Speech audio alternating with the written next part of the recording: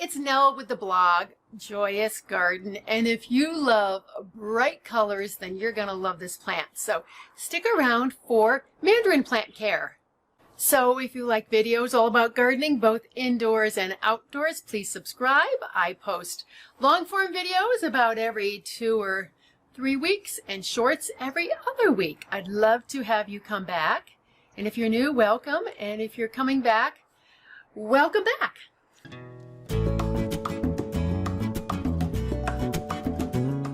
So I will be doing my end of year garden tour as I always do. I'm not too sure if it's going to be like in a couple weeks or if it's going to be the very first week of January, but it is coming so you can see what I've done in my front and backyards.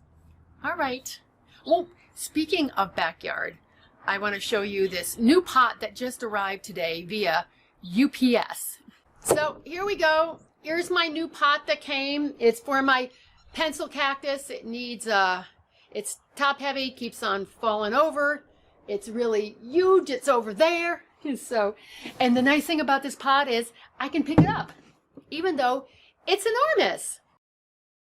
So you may have seen the Mandarin plant as Mandarin spider plant or fire flash. That's a variety I've seen it called. The genus is Chlorophytum, just like the spider plant. It is related to that plant very closely.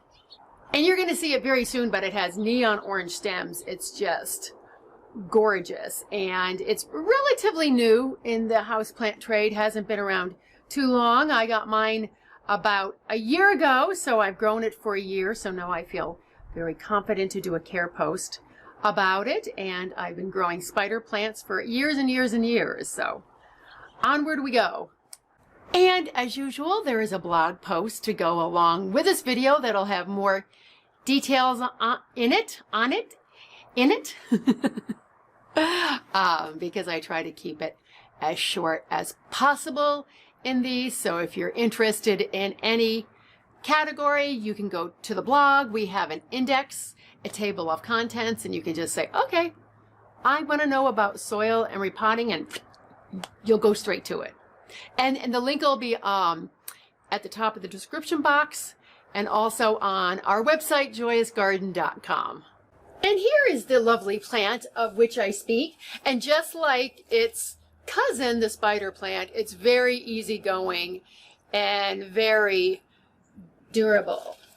It's see those stems? I'll go in close up on it so you can see, but they're just gorgeous, has a great form, and the size of this plant is mine is about 1.5 feet tall by 2 feet wide. I imagine when I put it in a larger pot at some point it will get wider. I don't think it's going to get that much taller, but it's not a huge plant, but it's not like a tiny compact, peperomia or anything like that. So, and in terms of growth rate, I'd say it's slow to moderate. It's probably more moderate here in the desert, but I'm in a very warm, sunny climate. For you, it might be slow growing. And how this plant is used, it is a tabletop plant. And I always try and point out what to love about this plant. And of course, it's those neon jazzy stems. So there are those beautiful stems a little bit closer up. We're going to start with light. Like many houseplants and the spider plant, it does really well in very bright natural light. Mine gets no direct sun, but lots of light all day long. I imagine if the light is too low, it will lose the intensity, some of the intensity of the color on the stems, just like the spider plant will lose some of its bright color if the light is too low, but it can go in highlight too, just as long as it's not in any direct hot sun. So we're going to go on to watering, and in terms of watering, it's good to know that this plant, just like the snake plant, I always say snake plant instead of spider plant, SP. The spider plant has those really thick roots. This plant has very thick roots too. So I don't water mine too often. Now, that being said, I live in the desert. In the summer, it's very sunny for many, many hours, hot, so I water mine about every 5 to 7 days in the summer. And in the winter, it's about every 7 to 9 days. You will probably have to water yours less often. It just depends on your home's environment, but you can let it go almost dry or dry before giving it a good watering again. And another thing in terms of water and watering is this plant is really susceptible to minerals in tap water, especially fluoride. So if your water has fluoride in it, you will eventually start to see leaf damage. I have a tankless RO system that puts the good minerals back in the water, and that's what I use to water all of my houseplants. Temperature, what I say usually for almost all houseplants, I think I do for all of them actually, is that if your home is comfortable for you, it'll be so for the plant also. Humidity.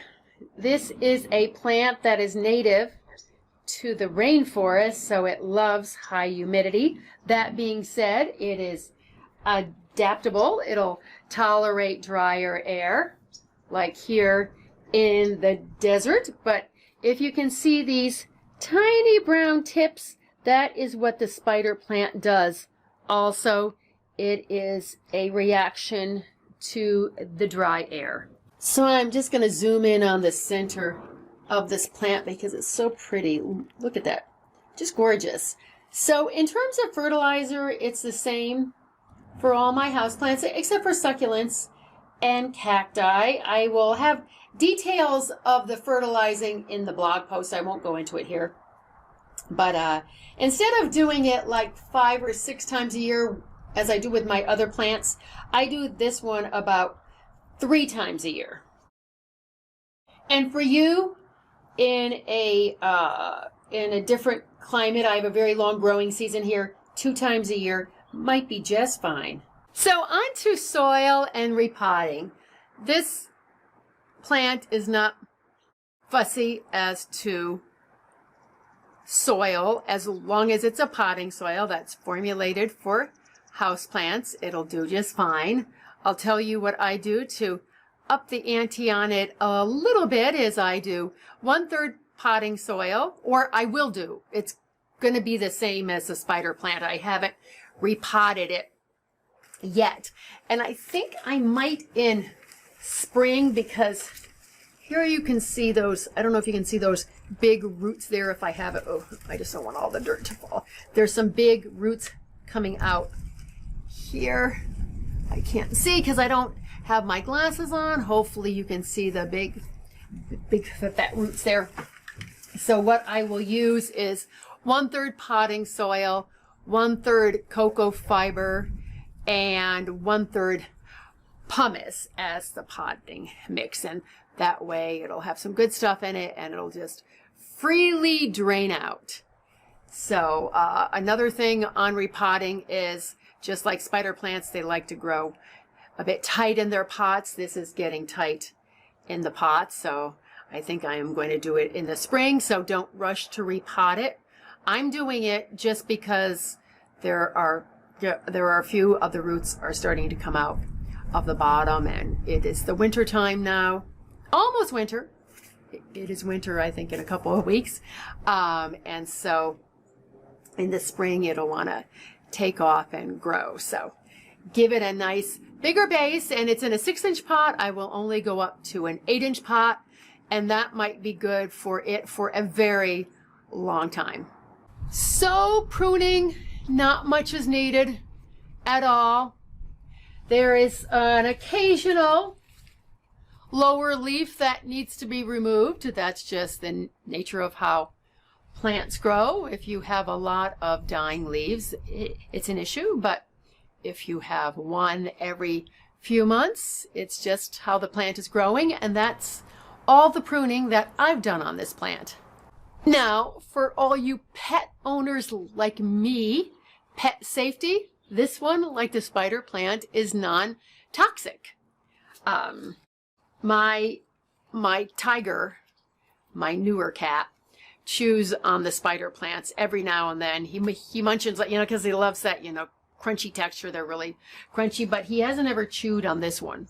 So like with anything, if it's non-toxic, if they eat a lot of it, it could make them sick and so just watch that. But the good news is it's non-toxic.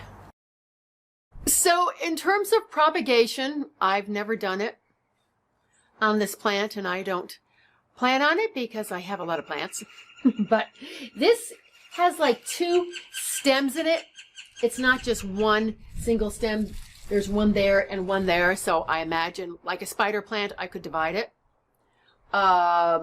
Or the other way that I have read that you can propagate it is by the seeds.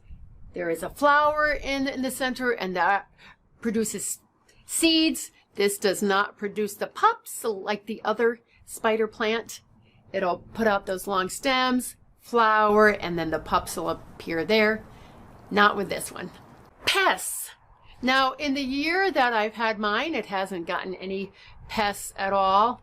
Actually, the only plants of mine that get any kind of pests are my Hoyas. Actually, the Hoya over there, there's a Hoya that's coming back on the frame. It has orange aphids now. I just had to spray it yesterday. I'm like, aphids in December? Come on. And my succulents get mealybugs, but that's about it.